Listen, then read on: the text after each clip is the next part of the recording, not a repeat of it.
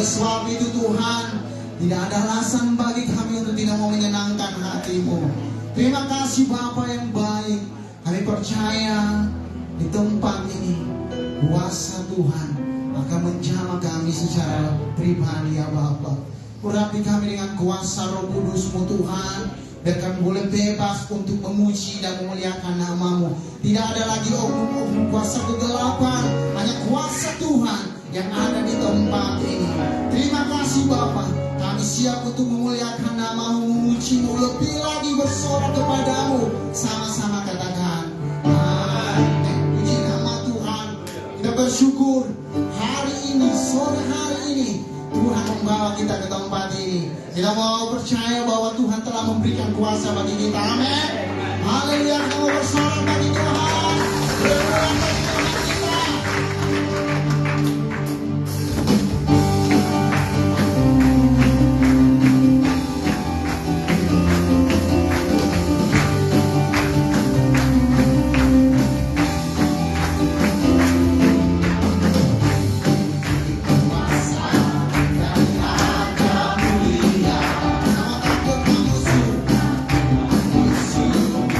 Di bawah kaki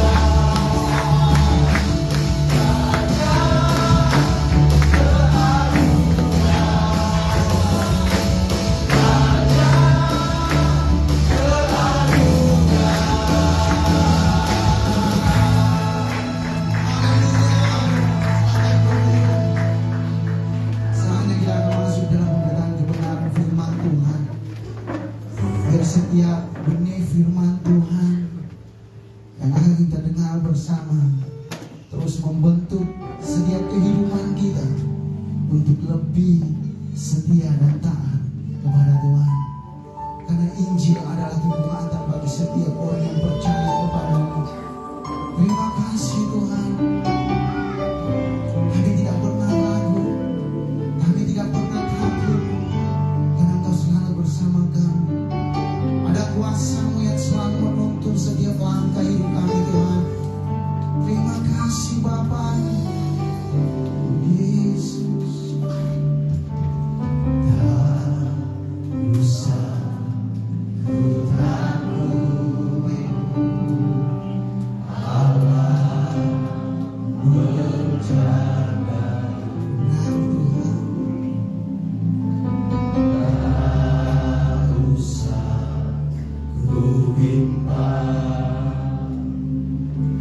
Yesus di hadapanku.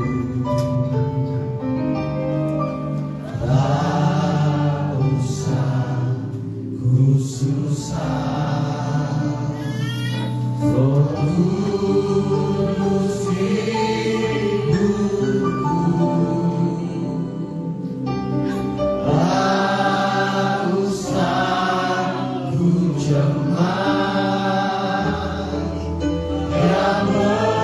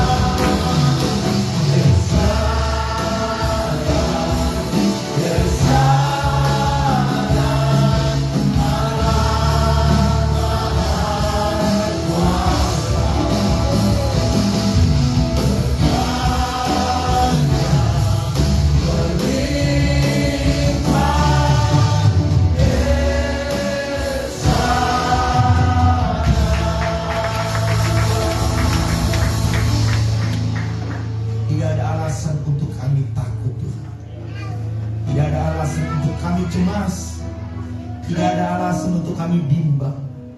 Sebab kami punya Tuhan yang hebat. Kami punya Tuhan yang besar. Kami punya Tuhan yang luar biasa, yang selalu ada bagi hidup kami. Kami mau terus mengkumandangkan Engkau Allah yang besar bagi hidup kami. Tidak ada tandingan-Mu ya Tuhan. Tidak ada Allah seperti Engkau. Dan itu yang menjadi kebanggaan dalam hidup kami. Terimalah setiap pujian kami Tuhan. Terimalah setiap sorakan kami Tuhan. Biar semuanya boleh menyenangkan hati-Mu ya Bapa. Kiranya Engkau terus menyempurnakan kehidupan kami ya Tuhan. Dan kini tiba saatnya kami akan dengar pesan-Mu ya Bapa. Kini tiba saatnya kami akan mendengar suara-Mu ya Tuhan. Mari Engkau melawat setiap kami yang hadir pada sore hari ini. Kami percaya firman-Mu itu hidup. Kami percaya firman-Mu itu mengandung kuasa. Kami percaya firman-Mu ada mujizat di dalamnya ya Tuhan. Sehingga setiap belenggu-belenggu yang masih mengikat kami akan terlepas oleh karena firman-Mu ya Bapa. Itulah sebabnya Bapa yang baik, ini Kau mengurapi hamba-Mu ya Tuhan. Yang hamba dapat berkata seturut dengan kehendak-Mu saja Tuhan. Kami memberi fokus yang terbaik pada sore hari ini Tuhan. Kami mau dengar firman-Mu dalam nama Tuhan Yesus Kristus. Haleluya.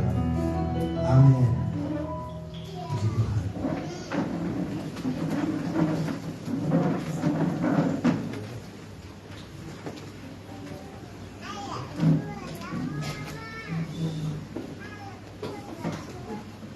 Puji Tuhan. Shalom. Shalom. Selamat sore saya ucapkan kepada kita semua yang bersyukur kepada Tuhan pada sore hari ini. Dan tentunya tetap ada sukacita yang berasal daripada Tuhan. Amin. Boleh kasih senyum samping kiri kanan dulu. Haleluya. Saya percaya ada kesukaan Tuhan di tempat ini. Amin. Puji Tuhan. Sore hari ini saya akan membahas dari khotbah yang saya sudah sampaikan tadi pagi. Jadi yang kita ambil dalam Galatia pasal 1 ayat 6 sampai ayat yang ke-10. Jadi di sana menceritakan tentang mengerjakan kesukaan Allah, biar itu menjadi gaya hidup saya dan saudara. Amin. Jadi kalau mau kita merenungkan sejenak apa yang menjadi kesukaan kita hari-hari ini. Mungkin kalau ibu-ibu kesukaannya koleksi tas, biasanya begitu kan. Kalau bapak-bapak, kalau dia hobi olahraga, kesukaannya biasanya beli raket bulu tangkis, beli sepatu bola, atau mungkin beli baju bola dan lain sebagainya. Itu orang bilang itu menambah mood kalau membeli sesuatu yang kita inginkan. Tapi saya mau berkata kepada kita pada sore hari ini, mari kita mulai merubah sedikit hobi kita. Kita merubah sedikit gaya hidup kita. Biarlah gaya hidup kita hari-hari ini adalah mengerjakan kesukaan Allah. Amin. Jadi kesannya kalau tidak mengerjakan kesukaan Allah, kayaknya ada yang kurang. Kalau kita tidak mengerjakan kesukaan Allah, kayaknya ada sesuatu yang mengganjal dalam hidup kita. Itulah sebabnya dalam bulan ini kita masih membahas tentang sebuah gaya hidup yang hari ini adalah mengerjakan kesukaan Allah. Kita buka dulu firman Tuhan dalam Galatia pasal 1 ayat 6 sampai ayat yang ke-10. Tidak mengapa kita baca kembali kebenaran firman Tuhan ini agar lebih jelas dan kita terkoneksi dengan khotbah yang tadi pagi. Galatia pasal 1 ayat 6 sampai ayat ke-10. Hanya satu Injil. Ayat 6, aku heran bahwa kamu begitu lekas berbalik daripada Dia yang oleh kasih karunia Kristus telah memanggil kamu dan mengikuti suatu Injil lain yang sebenarnya bukan Injil. Hanya ada orang yang mengacaukan kamu dan yang bermaksud untuk memutarbalikkan Injil Kristus. Tetapi sekalipun kami atau seorang malaikat dari sorga yang memberitakan kepada kami suatu Injil yang berbeda dengan Injil yang telah kami beritakan kepadamu, terkutuklah dia.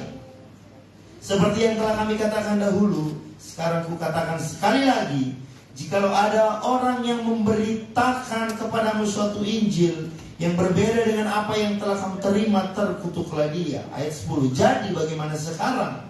Adakah ku cari kesukaan manusia atau kesukaan Allah? Adakah ku coba berkenan kepada manusia? Sekiranya aku masih mau mencoba berkenan kepada manusia, maka aku bukanlah hamba Kristus. Biasanya dalam kehidupan kita, apalagi masih setelah tamat SMA, biasanya kan kita mau mengambil kuliah. Nah, biasanya ada istilah salah jurusan. Bayangkan kalau kita mengambil sebuah studi dan itu tidak kena dengan passion kita, atau bisa dibilang tadi dengan salah jurusan, saya boleh meyakinkan bahwa dalam sepanjang perkuliahan kita di 4 tahun itu pasti akan berat rasanya. Tapi coba kalau passionnya pas, atau mungkin mata kuliahnya enak juga dengan sesuai dengan selera dan keinginan kita, saya percaya 4 tahun itu tidak akan berasa.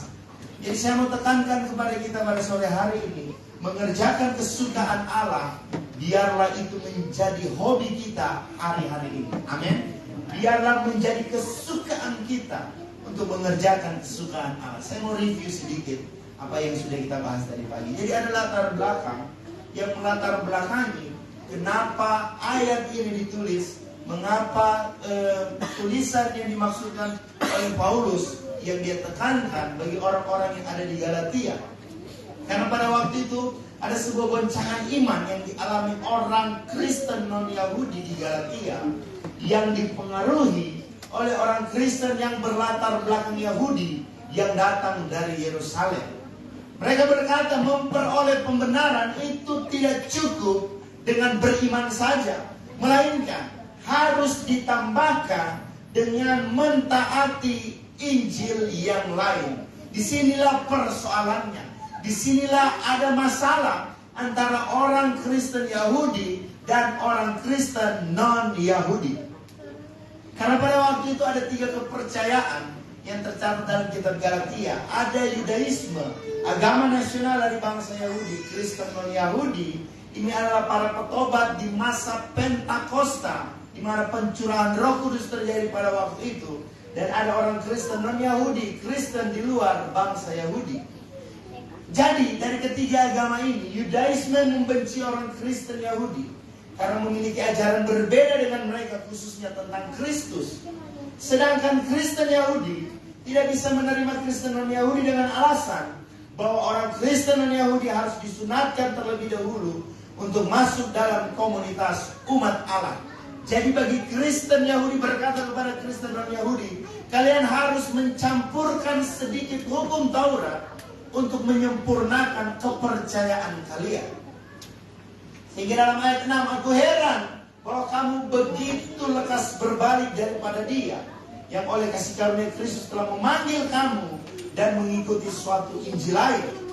Di sana ada teguran yang cukup keras, teguran sekaligus pertanyaan yang dilontarkan oleh Paulus. Dia bilang, aku heran kenapa kamu begitu cepat berbalik. Dan dalam ayat yang ke-7 dikatakan, yang sebenarnya bukan Injil. Hanya ada orang yang mengacaukan kamu dan yang bermaksud untuk memutarbalikkan Injil Kristus. Jadi ada kebingungan yang terjadi pada orang-orang Kristen Yahudi pada waktu itu. Mereka dipengaruhi dengan Taurat-Taurat yang bisa dicampurkan oleh Injil yang sebenarnya. Sehingga Paulus berkata yang sebenarnya bukan Injil yang bisa mengacaukan mereka dan yang bermaksud untuk memutarbalikkan Injil Kristus tersebut. Jadi ada 2 Injil yang kontradiktif pada waktu itu, Injil Kristus dan Injil yang lain. Injil Kristus adalah pembenaran oleh karena iman kepada Kristus, dan Injil yang lain pembenaran yang ditambahkan hukum sebagai jalan keselamatan. Itulah sebabnya pada sore menjelang malam hari ini kita akan beranjak dalam ayat selanjutnya, ayat 8 sampai ayat yang ke-10. Sekali lagi saya bacakan. Tetapi sekalipun kami atau seorang malaikat dari sorga yang memberitakan kepada kamu suatu Injil yang berbeda dengan Injil yang telah kami beritakan kepadamu, terkutuklah dia. Ayat 9, seperti yang telah kami katakan dahulu, sekarang ku katakan sekali lagi, Jikalau ada orang yang memberitakan kepadamu suatu Injil yang berbeda dengan apa yang telah kami terima, sekali lagi ditekankan, terkutuklah dia.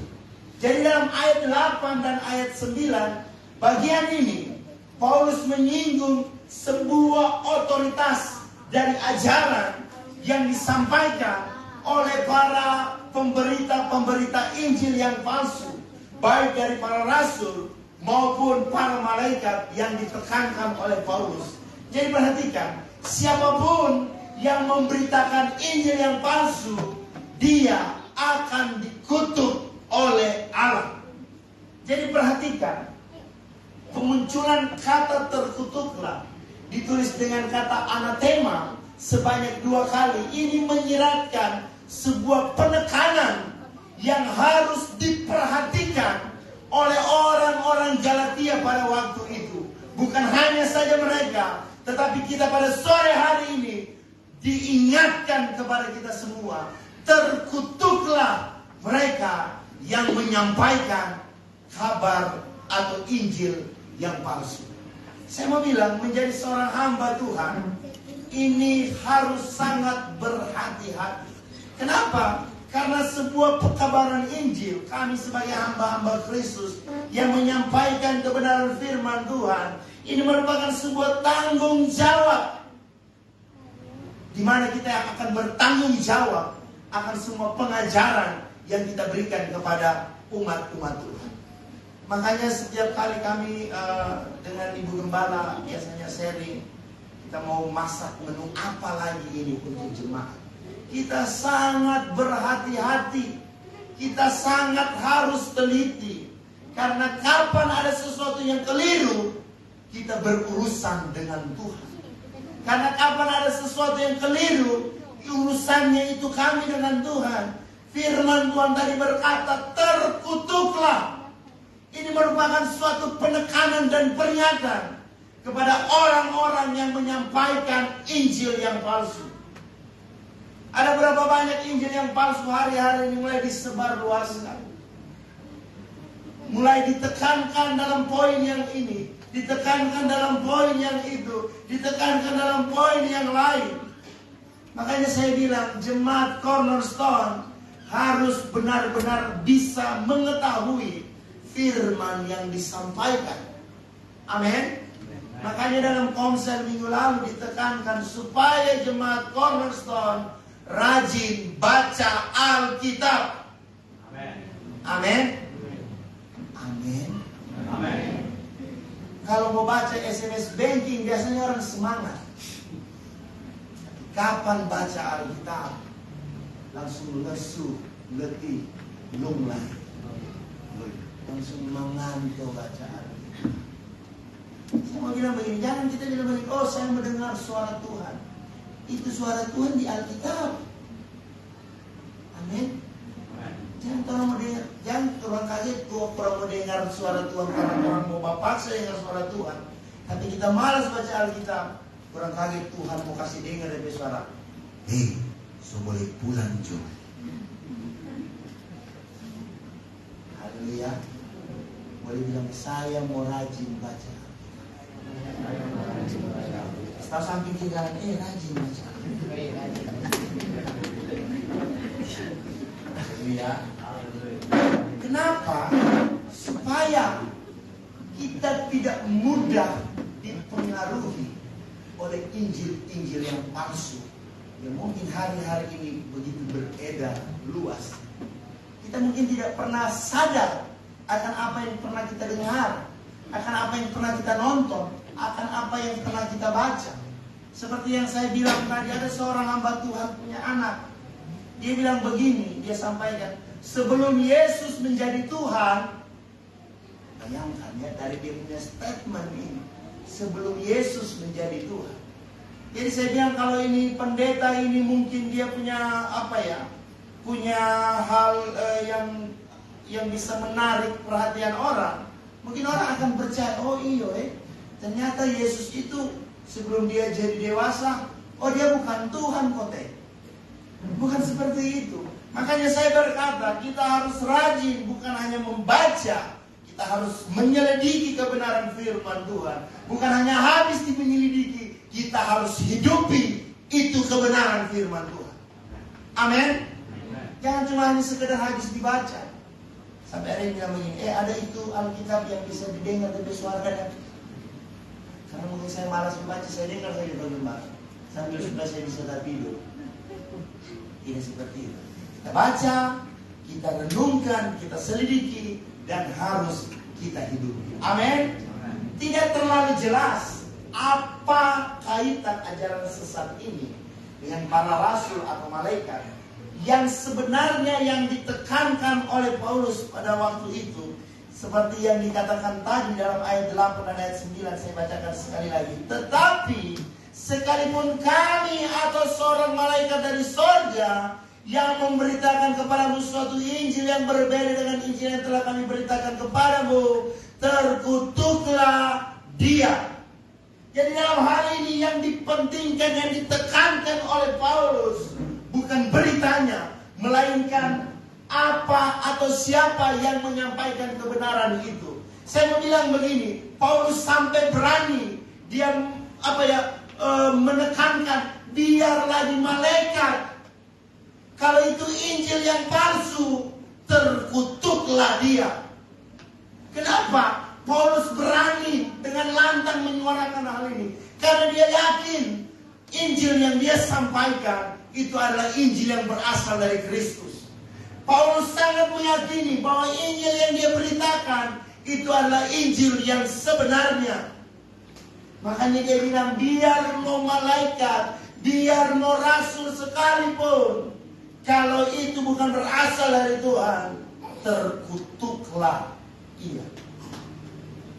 Jadi sederhananya begini, kalaupun ada suatu Injil lain yang diberitakan kepada kamu oleh siapa saja, atas nama kami atau dengan mengaku bahwa Injil itu dari malaikat sendiri, kamu harus sadar bahwa kamu sedang diperdaya.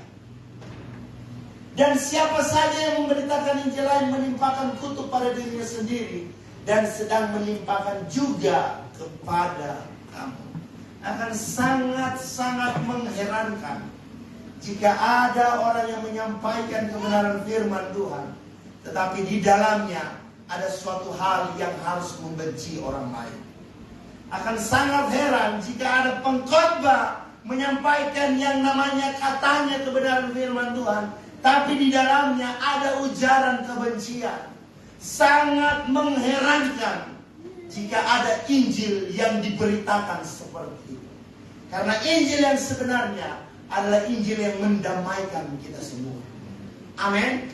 Karena Injil yang sebenarnya adalah sebuah kabar baik yang seharusnya mengubahkan hidup saya dan saudara untuk ke arah yang lebih baik. Yang sebenarnya, yang seharusnya waktu Injil yang benar itu disampaikan akan membuat kita semakin hari semakin rindu untuk menyenangkan Tuhan.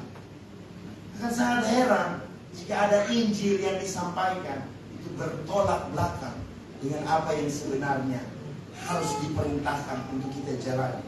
Dalam ayat 8 dan 9 ini, Paulus berani mengatakan bahwa sekalipun para malaikat dan rasul, makhluk yang terdekat dengan Allah dan mereka yang berada di samping Yesus selama 3,5 tahun ingin memberitakan kepadamu Injil yang berbeda dan yang diajarkan sebelumnya oleh Paulus, maka ia tentunya akan menerima hukuman dari Allah. Jadi hati-hati. Kadang orang berstatus mau menyerang DP tetangga pakai ayat. Ada yang pernah jadi pelaku di sini? Tidak ada ya? Di luar sana selalu banyak. Tapi dia jengkel itu orang belum bayar utang. Status pakai ayat firman. Hashtagnya terpujilah nama Tuhan. Karena mungkin ada seseorang yang dia suka, tapi itu orang tidak pernah merespon. Dia tembak dengan ayat Pak. Seolah-olah supaya itu orang jatuh cinta sama dia. Atau mungkin karena dia mau berbuat baik supaya orang semua tahu dia posting, dia taruh ayat lagi di situ supaya orang melihat dia punya kebaikan. Saya mau bilang, Injil bukan untuk dipakai membenarkan kesalahan. Amen. Oh, bisa bercerai. Itu firman Tuhan berkata boleh bercerai. Oh, boleh bikin begini. Itu firman Tuhan bilang begitu. Oh, boleh bikin. Cuma karena memang DP kepala batu, dia ambil ayat firman Tuhan, dia share kepada pendeta yang melarang dia untuk kawin ulang. Haleluya. Ini yang saya katakan, Injil yang bukan sebenarnya bukan Injil. Seringkali menyerang orang memakai ayat firman Tuhan. Saya bilang, Injil atau firman Tuhan yang kita baca, yang kita dengar, itu jangan kita pakai untuk menyerang orang. Apalagi kalau kita benci kepada mereka, kita jengkel sama mereka, kita mau serang mereka di media sosial, supaya seolah-olah itu kayak Tuhan yang bicara langsung sama dia.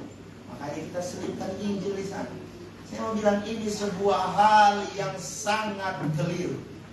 Amin. Jika ada pelaku di tempat ini, bertobat. Amin. Amin dan bertobat. Anak kecil saja tahu. Jadi kalau ada sesuatu itu simpan saja dalam hati, berdoa akan sama dia, dan tetap terus hidupi Injil yang akan terus kita baca. Rasul Paulus mengatakan bahwa sekalipun para malaikat, artinya ketika para malaikat yang adalah pelayan terdekat Allah memberitakan Injil yang lain, maka dapat juga menerima hukuman dari Allah. Perhatikan, malaikat saja tidak luput dari hukuman Allah, apalagi manusia yang menyampaikan Injil yang palsu. Pertanggungjawabannya itu langsung kepada Tuhan. Ada begitu banyak orang-orang yang klaim dirinya rasul, yang klaim dirinya nabi, yang klaim dirinya penginjil, tapi bukan Injil yang sebenarnya yang dia sampaikan. Saya mau bilang, hati-hati dengan orang-orang seperti ini. Mungkin mereka kelihatannya baik. Lebih baik satu kali orang bicara tentang sesuatu hal yang memang harus mengekang daging kita, daripada menyampaikan sebuah kabar yang angka-angka terus orang supaya dia punya daging enak, supaya dia punya keinginan tercapai, supaya dia punya dosa tetap dia jalani. Tapi saya mau bilang, di Cornerstone, kapan itu salah, engkau harus benar-benar harus bertobat. Amin. Karena Injil itu seperti pedang bermata dua. Dia akan menusuk sampai ke sendi-sendi. Jangan main-main dengan kebenaran firman Tuhan. Jangan main-main dengan Injil Allah. Saya mau bilang, kalau engkau menghidupi Injil yang benar, Injil yang berasal daripada Tuhan, maka kesukaanmu itu harus menyukakan hati Tuhan. Amin. Ayat yang ke-10, dia bilang begini, jadi bagaimanakah sekarang? Adakah ku cari kesukaan manusia atau kesukaan Allah? Adakah ku coba berkenan kepada manusia? Sekiranya aku masih mau mencoba berkenan kepada manusia, maka aku bukanlah hamba Kristus. Saya senang sekali ini ayat. Kenapa? Karena Paulus dia benar-benar memusatkan fokusnya hanya kepada Kristus. Dia tidak mencari kesenangan orang. Dia tidak mau mencari pujian orang. Sekalipun dia dibenci, asalkan dia menyampaikan Injil yang benar bagi orang-orang yang ada pada waktu itu. Saya mau bilang begini, terkadang menjadi seorang gembala, ada hal-hal mungkin, artinya saya bilang oknum ya, mereka berkamuflase supaya dapat dicintai oleh jemaat yang dia layani. Bahkan sekalipun mungkin ada hal yang dia buat yang tidak berkenan, oh tidak apa-apa bro, kan Tuhan mengampuni, kan Tuhan mengasihi. Tetap jual tikus bro, ya tidak apa-apa. Tuhan cinta pangannya. Ya tidak apa-apa bro, nggak mau main judi, asal menang, supaya dia berpuluhan kasih di gereja. Ini keliru bos. Mereka mencoba berkamuflase supaya mereka dapat menyenangkan hati manusia. Dan saya mau berkata, ini sebuah kekeliruan. Untuk apa kita mencari hormat dari manusia, tetapi kita dibenci Tuhan? Untuk apa kita mencari kesukaan manusia, tapi kita dibenci oleh Allah? Jadi bagaimana sekarang? Adakah aku cari kesukaan manusia atau kesukaan Allah? Coba kita renungkan dari ayat ini. Apakah yang kita perbuat hari-hari ini demi kesukaan banyak orang atau kesukaan Allah? Kita mentoleransi segala dosa agar kita disenangi oleh orang banyak. Kita mentoleransi segala pelanggaran agar kita dicintai oleh banyak orang. Kita mentoleransi segala hal yang tidak berkenan. Saya mau bilang, suatu saat nanti kita akan pertanggungjawabkan semua itu di hadapan Tuhan. Sekali lagi pertanyaannya, apakah yang kau buat, engkau kerjakan, apakah menyenangkan Tuhan atau menyenangkan manusia? Ayat 10 dalam terjemahan King James sudah begini. Karena apakah saya sekarang membujuk manusia atau Tuhan? Hanya ada dua alternatif dalam hidup orang percaya. Mencari kesukaan Allah atau mencari kesukaan manusia. Kesukaan orang berdosa selalu akan berseberangan dengan kesukaan Allah. Haleluya. Seperti ada lagu yang saya nyanyikan tadi. Kesukaanku hanya Yesus sajalah. Kalau kita punya kesukaan itu cuma Yesus, kita akan melakukan apa yang Tuhan perintahkan. Kalau kesukaan kita hanya Yesus, kita akan tidak membuat sesuatu yang Tuhan larang. Karena kesukaan orang berdosa akan selalu berseberangan dengan kesukaan Allah. Dalam terjemahan ini bilang, karena apakah saya sekarang membujuk manusia atau Tuhan? Kita seringkali berusaha untuk menyenangkan manusia, sekalipun itu bertentangan dengan firman Tuhan. Seringkali banyak pertanyaan-pertanyaan muncul. Salahkah saya ketika saya buat seperti ini? Sampai ada yang bilang begini, kan saya berbohong itu demi kebaikan. Itu kira-kira bagaimana Pak Gembala? Saya mau bilang, kalau dia itu sebuah kebenaran, apapun resikonya, kita harus tetap menerapkan kebenaran yang berasal daripada Tuhan. Amin. Karena mungkin barangkali ada hal-hal yang memang kita terapkan prinsip kebenaran, banyak orang pasti tidak akan suka dengan apa yang kita lakukan. Tapi ini sebuah pilihan. Kalau Bapak Ibu hanya mau mengerjakan kesukaan manusia, tangan Bapak Ibu. Kalau Bapak Ibu mau menjadi kesukaan Allah, saya percaya akan ada upah yang menanti kehidupan saya dan saudara. Amin. Mungkin kita akan dibenci, mungkin kita akan dikucilkan, mungkin kita akan disingkirkan. Tapi saya mau bilang, tidak ada hal yang dapat menggantikan semua itu. Kita akan tetap mau mengerjakan dan fokus untuk menyukakan hati. Amin. Dalam terjemahan lama dibilang begini, sekarang aku menyukakan hati manusiakah atau Allah? Apa yang disukai oleh manusia belum tentu adalah sebuah kesukaan Allah. Dan apa yang disukai Allah belum tentu adalah kesukaan manusia. Perhatikan, tetapi orang kudus mencari apa yang disukai Allah. Tetapi orang kudus akan mengerjakan apa yang disukai oleh Allah. Amin. Saya pikir firman ini cukup jelas. Jadi jangan nanti ada pertanyaan-pertanyaan yang menjebak, yang karena hal yang sulit untuk kita keluar dari hal itu, sehingga banyak pertanyaan-pertanyaan yang menjebak. Saya pikir ini cukup jelas. Orang kudus, orang yang cinta Tuhan, orang yang dikategorikan murid Kristus akan mencari dan akan mengerjakan, akan melakukan apa yang disukai Allah. Amin. Kesukaan manusia. Bagi Paulus, sifat menyenangkan manusia identik dengan pengajar sesat.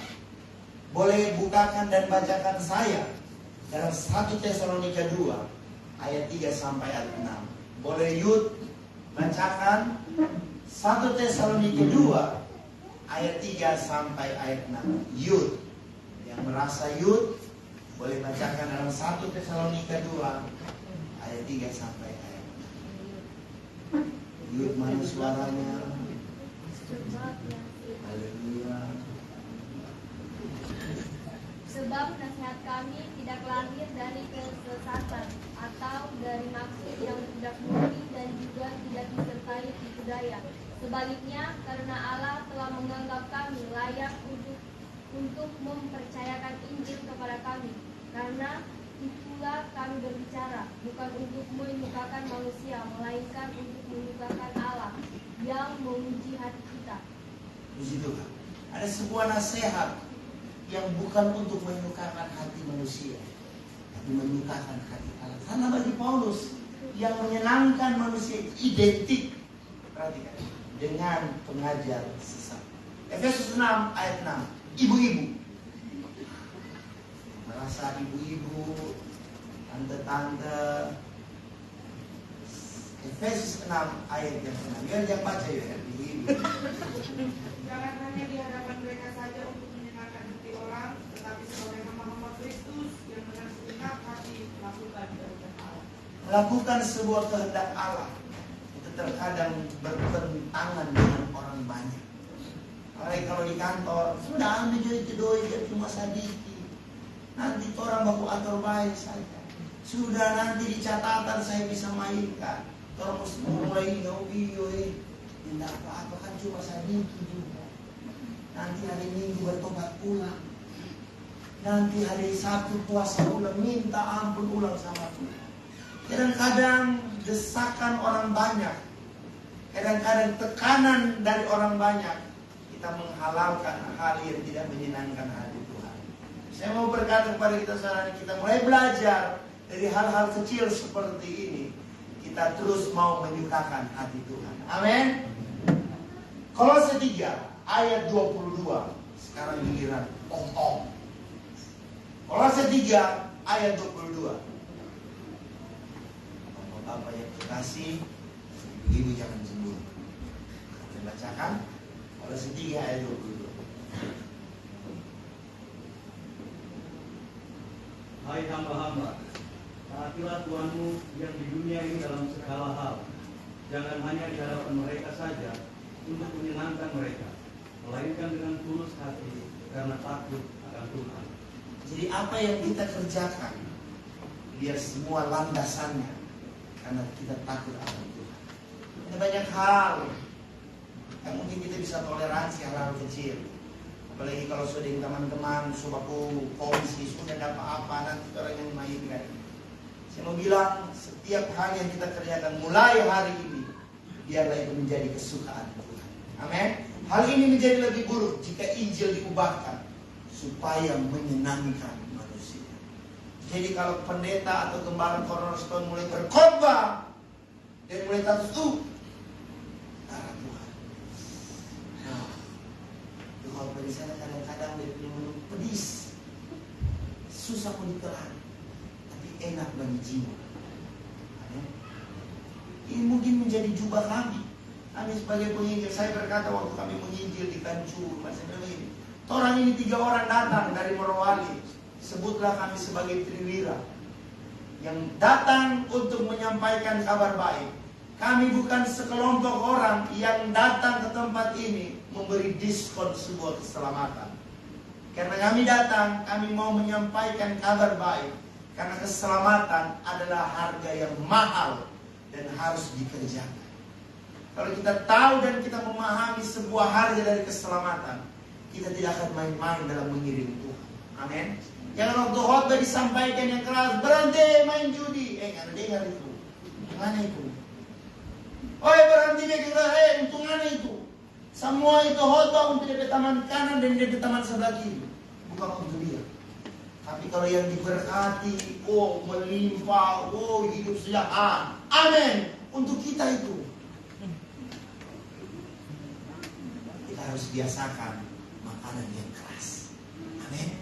Karena makanan yang keras adalah untuk orang-orang yang dewasa. Amin. Misalnya dari zaman itu, kalau mungkin ada khotbah yang menyinggung perasaan bapak ibu, mulai dibilang begini, aduh yang dia gembala ada dendam kita ini. Kenapa dia khotbah? Saya tidak pernah menyampaikan sebuah dendam pribadi dari atas mimbar. Kalau itu sebuah kebenaran, saya harus sampaikan. Ketika sudah disampaikan, terserah Bapak Ibu mau menjalaninya atau tidak. Karena hanya orang yang dewasa yang siap untuk mempelai pria ketika dia datang kepada kalian berdua. Amin. Kita harus biasakan dengan makanan-makanan yang keras. Tujuan Paulus, maksud dari perkataan ini adalah dalam memberitakan Injil, ia tidak bertindak untuk mematuhi manusia, tetapi untuk mematuhi Allah yang telah memanggilnya melakukan pekerjaan dan jabatan ini. Sebenarnya Paulus punya alasan, tapi saya berpikir Paulus adalah seorang rasul yang tidak main-main ketika Tuhan memanggil dia. Dia orang yang ternama, dia punya jabatan, dia punya kekayaan, dia punya pengaruh. Untuk apa dia menyampaikan firman kalau hanya menyukakan hati manusia? Sungguh sangat rugi panggilan Paulus kalau dia mau menyukakan hati manusia. Tetapi dia tidak memusingkan semua itu. Yang menjadi tujuannya tetap menyampaikan kabar baik agar banyak orang yang bertobat dan menerima Kristus. Dalam ajarannya, dia tidak menyesuaikan diri untuk menyenangkan orang. Entah supaya mereka suka kepadanya atau supaya ia tidak dibenci mereka. Terkadang kalau kita takut dibenci orang, ada yang bilang begini, makin dewasa, kelompok atau circle pertemanan kita itu makin sedikit. Karena kita sudah memilah-milah, oh ini tidak cocok dengan kerohanian saya, minta maaf. Oh ini perkumpulan yang sia-sia, tidak membangun iman saya, minta maaf. Oh ini sebuah perkumpulan yang cuma bercerita orang. Kalau aku dapat di situ satu entero dunia ini dorang cerita. Sampai mungkin soalnya orang punya list gosip dalam handphone. Kalau orang ketemu hari ini, orang akan bahas ini. Hati-hati. Kalau kita masih senang dengan hal-hal seperti itu, kita tidak benar-benar mengerjakan yang menjadi kesukaan Tuhan.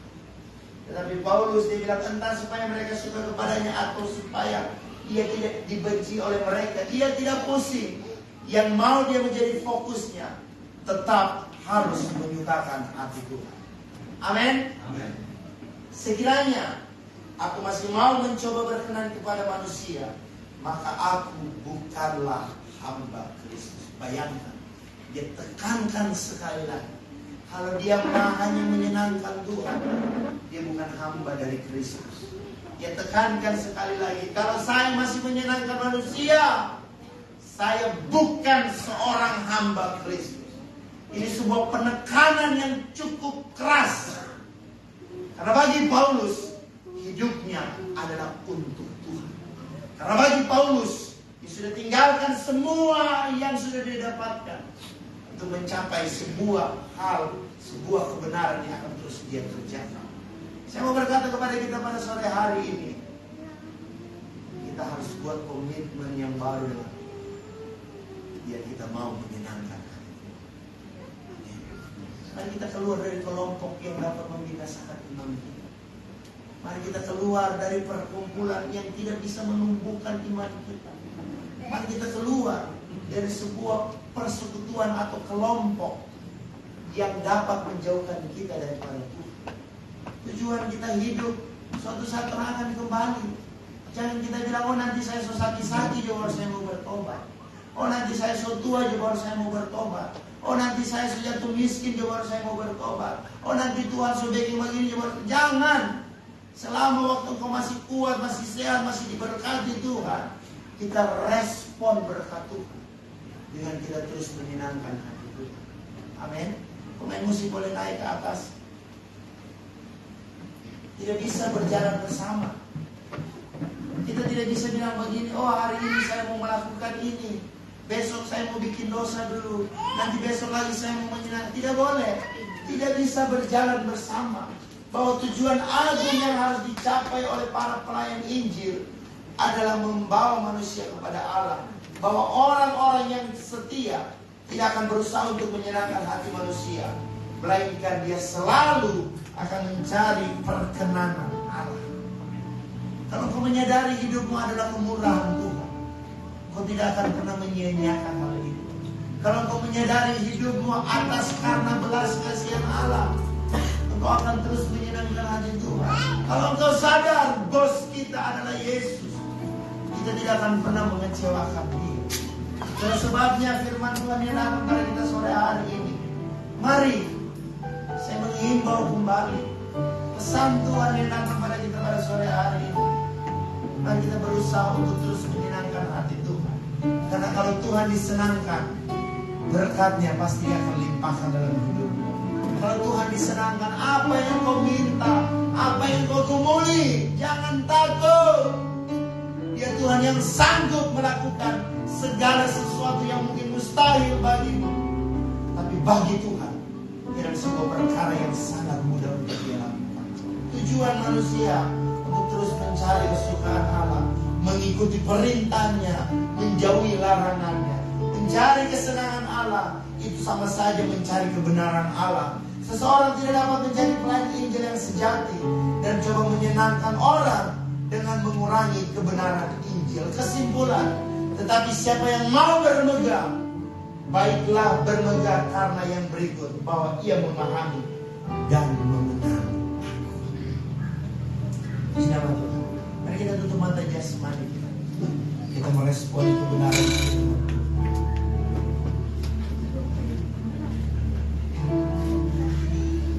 Mari kita merenungkan kebenaran firman Tuhan. Apakah selama hidupmu, berapa puluh tahun engkau jalani? Coba engkau hitung. Ada berapa banyak, ada berapa kali, mungkin waktu dalam hidupmu, berapa tahun engkau menyenangkan Tuhan. Atau mungkin sebaliknya, lebih banyak hal yang engkau lakukan yang menyakiti hati Tuhan daripada engkau menyenangkan hati Tuhan. Saya mau bilang sore hari ini, belum ada kata terlambat. Ketika firman Tuhan ini disampaikan dan engkau mendengar, mari engkau simpan dalam hati dan engkau harus bertindak untuk engkau dapat menyenangkan hati Tuhan. Mungkin di sepanjang hidupmu terlalu banyak pelanggaran yang engkau lakukan. Di sepanjang hidupmu terlalu banyak hal yang engkau lakukan yang menyakiti hati Tuhan. Tapi saya mau bilang, rubahlah kebiasaanmu, rubahlah hobimu, rubahlah gaya hidupmu menjadi gaya hidup yang menyenangkan hati Tuhan. Puji Tuhan.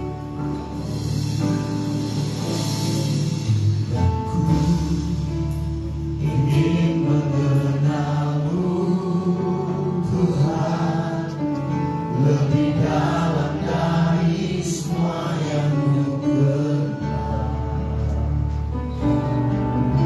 Tiada kasih yang melebihimu.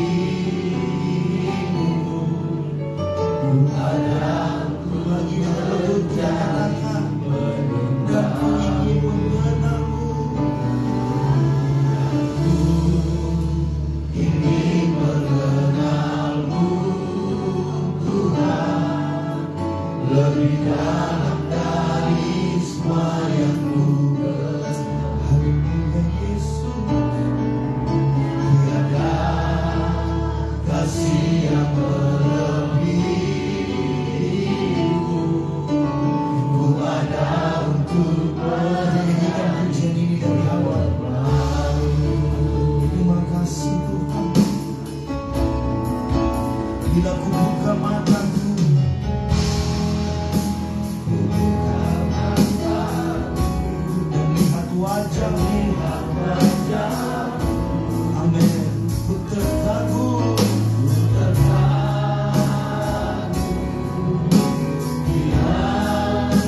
ku lihat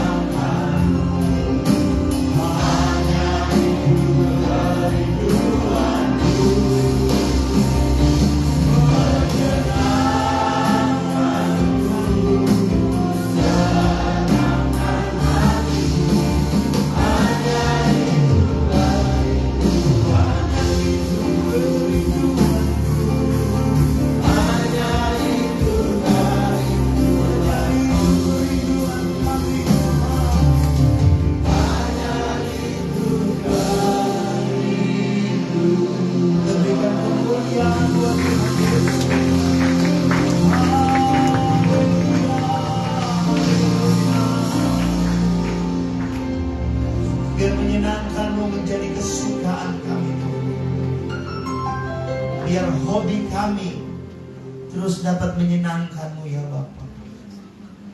Sekalipun berat jalannya, sekalipun kami harus dikucilkan ya Tuhan, sekalipun kami harus keluar dari kelompok itu ya Bapa, tapi kami mau belajar untuk menyenangkan-Mu.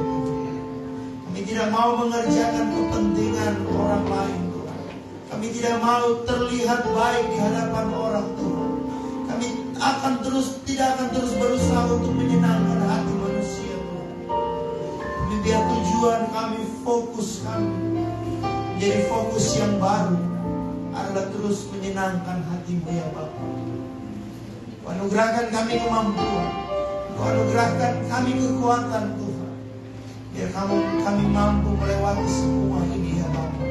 Dan kami boleh menerapkan kebenaran firman-Mu dalam kehidupan kami semua. Kini Kau meteraikan kebenaran-Mu ya Bapa. Firman-Mu itu ya Tuhan, kami percaya firman-Mu itu hidup, yang akan terus mengubahkan kehidupan kami dari hari ke hari.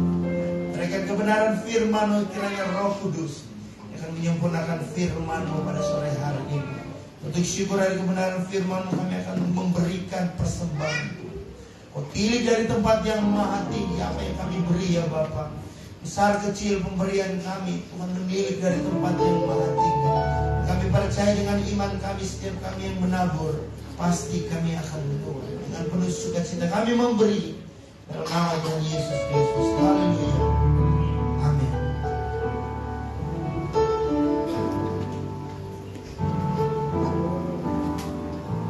Puji Tuhan, saatnya kita akan memberikan persembahan kita untuk persembahan yang akan dibawa ke depan. Dimulai dari sebelah kiri saya dan setelah itu sebelah kanan. Kita angkat pujian, berbagai persembahan. Jangan.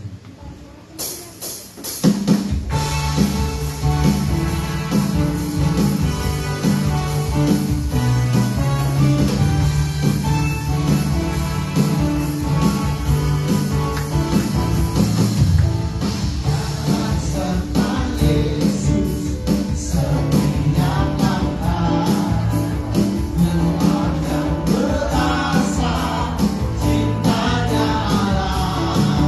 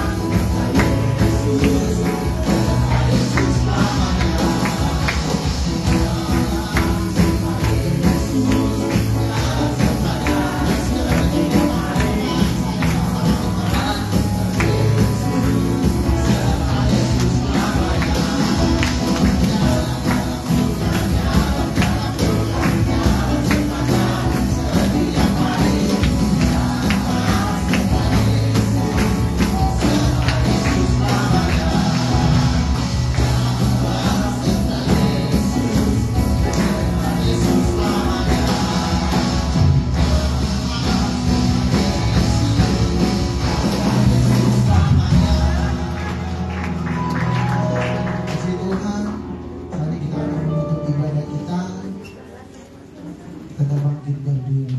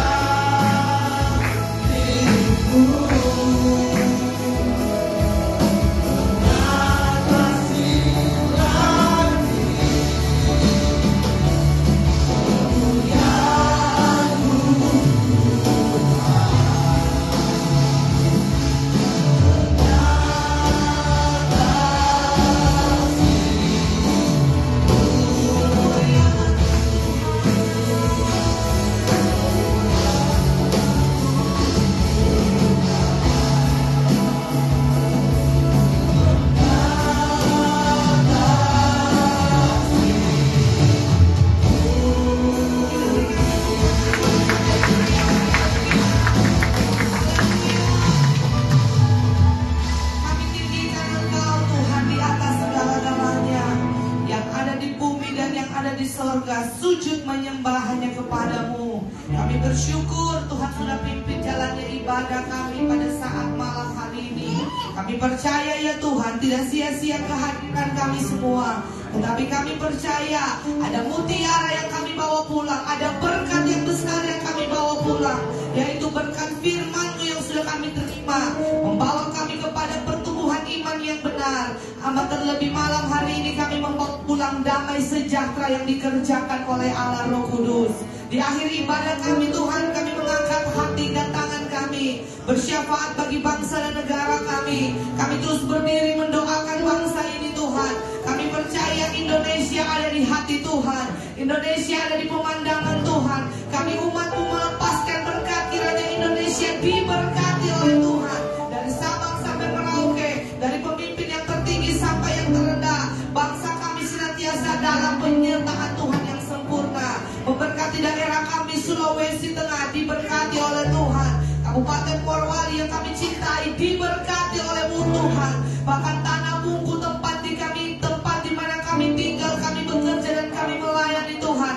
Kami berdoa tanah Bungku ini diberkati oleh Tuhan. Amat terlebih Tuhan kami berdoa segala berkat terbaik dan dalam surga Tuhan karuniakan atas tanah Bungku. Berkat jasmani, amat terlebih berkat-berkat rohani menjadi bagian milik tanah Bungku ini Tuhan. Sehingga dari Bungku ini akan terbit kemuliaan Allah. Ada banyak anak-anak Tuhan yang selalu berdiri bagi kota ini. Biarlah kiranya Bungku penuh dengan kemuliaan-Mu. Kami berdoa bagi semua orang suku Bungku dan Tombelala. Kami percaya mereka dikasihi oleh Tuhan. Yesus sudah menebus mereka. Dan kami percaya Tuhan dalam waktunya Tuhan, kerinduan kami sekali waktu juga orang Bungku, suku Bungku dan Tombelala akan menerima kasih Kristus, akan percaya kepada Kristus dan mengaku bahwa Engkaulah Tuhan dan tidak ada yang lain. Dan kerinduan doa kami Tuhan, suku Bungku dan Tombelala dimenangkan bagi hormat dan kemuliaan nama Tuhan. Ini doa kami Tuhan. Dan pada saat malam hari ini Bapak, hamba berdoa bagi semua jemaat Cornerstone yang sudah hadir pada saat malam hari ini. Kami percaya kami semua diberkati oleh Tuhan. Amat terlebih seluruh jemaat Cornerstone, dari anak sekolah minggu, pemuda dan remaja, orang tua, orang dewasa, bahkan orang-orang tua kami yang sudah lanjut usia. Kami percaya kami semua dalam keberkatan Allah. Biar menjadi gereja yang dewasa di dalam Tuhan, menjadi jemaat yang kuat di dalam Tuhan, jemaat yang berakar, bertumbuh, berbuah, dan berdampak bagi hormat dan kemuliaan nama Tuhan. Di mana kaki kami melangkah, di sana Yesus disaksikan. Di mana kami pergi dan melangkah, di sana mujizat terjadi. Biar hidup kami menjadi bukti bahwa Yesus itu hidup di dalam kami. Tuhan Yesus yang baik, hamba menyerahkan semua jemaat yang hadir malam ini. Di sepanjang minggu ini Tuhan, umat-umat-Mu akan beraktivitas. Apapun yang dikerjakan oleh kedua belah tangan mereka, yang duduk dalam bangku studi pendidikan, diberkati oleh Tuhan. Dalam setiap usaha, pekerjaan, tugas, tanggung jawab, mata pencarian umat-Mu yang dikerjakan dengan kedua belah tangan mereka, jerih lelah mereka. Hamba berdoa dalam tempat ini semua dalam campur tangan Tuhan dan dalam keberkatan Allah. Sebab kami percaya berkat Tuhan yang menjadikan kaya, susah payah tidak akan menambahinya. Semua jemaat Cornerstone diberkati untuk menjadi berkat. Dimanapun jemaat-jemaat-Mu pergi dan berada, di sana mereka menjadi jawaban doa bagi banyak orang. Tuhan yang dipermuliakan. Semua yang datang dalam ibadah malam hari ini Tuhan, kami percaya kami pulang membawa berkat yang besar. Kami pulang untuk menjadi pelaku firman, dan kami pulang membawa gaya hidup yang baru. Mengerjakan kesukaan Allah itu menjadi tujuan dan gaya hidup kami. Sekalipun kami harus dibenci oleh manusia, tetapi kami percaya kami tidak mengejar apa yang kelihatan, tetapi kami mengejar apa yang tidak kelihatan, yang bernilai kekal. Bawa kami Tuhan, semua jemaat-Mu makin hari makin serupa dengan Tuhan dalam pikiran, perkataan, dan perbuatan. Terima kasih banyak Bapa di sorga. Akhirnya kekasih-kekasihnya Kristus, mari angkatlah tanganmu dan terimalah berkat Tuhan. Tuhan memberkati engkau dan melindungi engkau. Tuhan menyinari engkau dengan wajahnya dan memberikan engkau kasih karunia. Tuhan menghadapkan wajahnya kepadamu dan memberikan engkau damai sejahtera. Terimalah dan bawalah olehmu berkat yang besar dari Allah Bapa, cinta dan kasih sayang dari Tuhan Yesus Kristus, serta persekutuan yang indah dengan Allah Roh Kudus akan menyertai kita sekalian mulai saat malam hari ini sampai Maranatha Yesus datang pada kali yang kedua, menjemput semua gereja Tuhan yang setia sampai akhir. Kami tamatkan ibadah raya kami malam hari ini dan kami terima berkat-Mu dalam nama Tuhan Yesus Kristus yang diberkati Tuhan. Sama-sama kita katakan amin. Puji Tuhan. Silakan duduk Bapak Ibu Saudara, ibadah kita telah selesai dan kita akan mendengarkan pengumuman Cornerstone sepekan. Kami mengucapkan selamat datang bagi Bapak Ibu yang baru pertama kali bergabung bersama dengan kami. Kalau Bapak Ibu belum memiliki tempat yang tetap untuk bertumbuh, Cornerstone membuka tempat dan hati kami untuk kita bersama-sama bertumbuh di dalam Tuhan. Puji Tuhan, mari kita menyaksikan kegiatan kita selama sepekan. Oke, multimedia.